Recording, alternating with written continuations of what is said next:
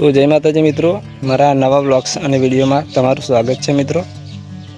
અને આજે આપણે મારા ખેતરમાં જઈ રહ્યા છીએ મિત્રો, તો વિડીયોને અંત સુધી જરૂર જોજો મિત્રો।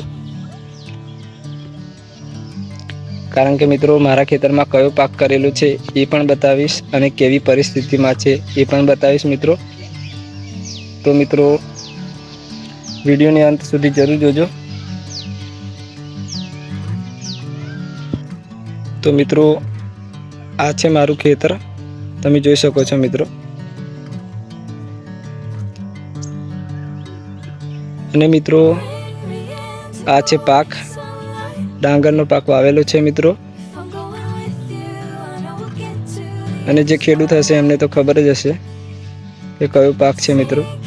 એની અંદર ઘાસ થઈ ગયું છે, જોઈ શકો છો મિત્રો। તો મિત્રો એક પાકને લેવા માટે ખેડૂતને કેટલી બધી મહેનત કરવી પડે છે એ મિત્રો જે ખેડૂત હોય એને જ ખબર પડે છે। અને કેવી કેવી મુશ્કેલીઓનો સામનો કરવો પડે છે મિત્રો એ પણ જે ખેડૂત હોય એમને જ ખબર પડે છે।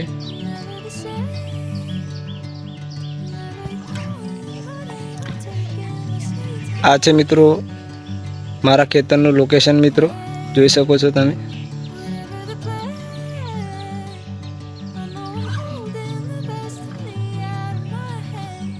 સામે મિત્રો માતાજીનું મંદિર આવેલું છે લીમડા નીચે, એ લીમડો પણ તમને બતાવું છું, જે બહુ મોટો છે મિત્રો। તો જય માતાજી બધાને। અને આ છે લોકેશન મિત્રો, જોઈ શકો છો। સામે મારું ઘર છે મિત્રો, અને હું પણ એક ખેડૂત જ છું।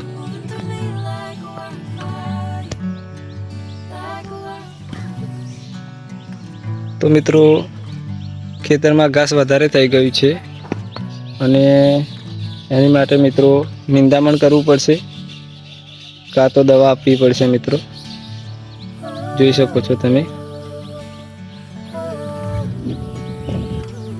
આ છે મિત્રો જાંબુના ઝાડ, જોઈ શકો છો તમે। સામો તાપ પડે છે। આ છે મિત્રો આંબો, જોઈ શકો છો તમે। અને ઉપરના લોકેશનની વાત કરીએ તો જોઈ શકો છો તમે કેવા વાદળો છે, અને સૂર્ય પણ છે મિત્રો, જોઈ શકો છો।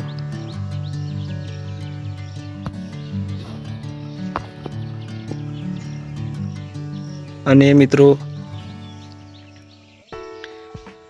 પંખીઓનો અવાજ પણ આવી રહ્યો છે મિત્રો, અને એકદમ શાંત વાતાવરણ છે મિત્રો। અને